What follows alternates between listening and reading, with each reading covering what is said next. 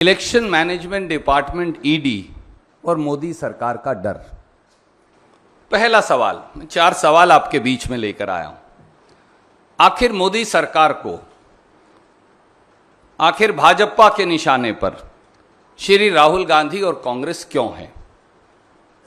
दूसरा सवाल, क्या जनता के मुद्दे उठाने वाली मुखर आवाज को दबाने का षड्यंत्र है ईडी की कार्यवाही? ये सवाल हैं जो शायद टेलीविजन पूछ नहीं पा रहा। तीसरा सवाल, क्या श्री राहुल गांधी मोदी सरकार द्वारा चंद धन्ना सेठों के हित साधने में रोड़ा बने हैं? चौथा सवाल, भाजपा सरकार हजारों करोड़ रुपया विज्ञापन पर खर्च कर 40-50 मंत्री लगाकर सारे मीडिया पर दबाव डालकर कल पूरा दिन आपको व्हाट्सएप यूनिवर्सिटी पर मैसेज भेज ये बताकर के ये चलाइए ये चलाइए ये चलाइए, केवल एक आवाज श्री राहुल गांधी पर ही इतनी हमलावर क्यों है? ये 4 सवाल हैं जिन्हें जानना देश को जरूरी है। आइए इन सवालों के जवाब जानें और समझें कि क्यों मोदी सरकार कांग्रेस की एकजुटता और श्री राहुल गांधी की बुलंद आवाज से डर गई है। पहला, जब चीन ने हमारे देश की सरजमी पर कब्जा किया, हमारे जवान शहीद हुए, तो प्रधानमंत्री जी ने कहा, सर्वदलीय बैठक में कहा, न कोई घुसा है और न कोई आया है। तब विपक्ष की एकमात्र आवाज श्री राहुल गांधी ने सरकार की इस झूठ को घेरा और देश की माटी के लिए, शहीद जवानों के लिए आवाज उठाई। आज 2 साल बीत जाने के बावजूद भी चीन को भारत मां की सरजमी से खदेड़ नहीं पाए, इसलिए श्री राहुल गांधी से परेशानी है। दूसरा, महंगाई से हो रही जनता की बदहाली पर श्री राहुल गांधी ने लगातार सरकार को घेरा।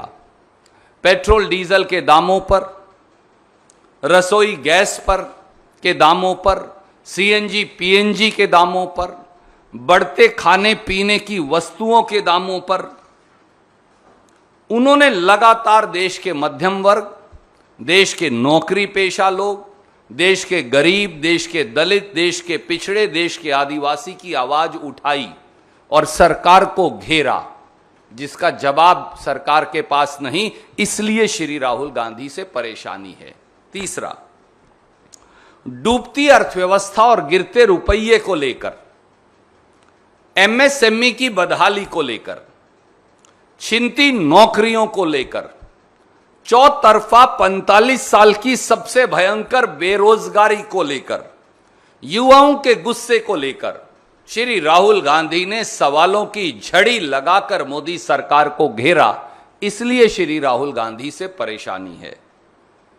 चौथी बात, कोरोना में जब मोदी जी ने अपनी जिम्मेवारी से मुंह मोड़ लिया, उस समय श्री राहुल गांधी ने समय रहते न केवल सरकार को चेताया, बल्कि सरकार को देर से ही सही कार्यवाही के लिए, मदद के लिए मजबूर किया। जब सरकार कोरोना के टीके से हजारों करोड़ का मुनाफा प्राइवेट कंपनियों को कमवा रही थी, तो श्री राहुल गांधी ने सरकार को बाध्य किया कि टीकाकरण मुफ्त हो, जो करने पर वो मजबूर हुए। जब लाखों मजदूर हजारों किलोमीटर पैदल चलकर अपने घर जाने को मजबूर थे, तो सरकार को कटघरे में खड़ा करने वाली आवाज का नाम श्री राहुल गांधी है, इसलिए श्री राहुल गांधी से परेशानी है।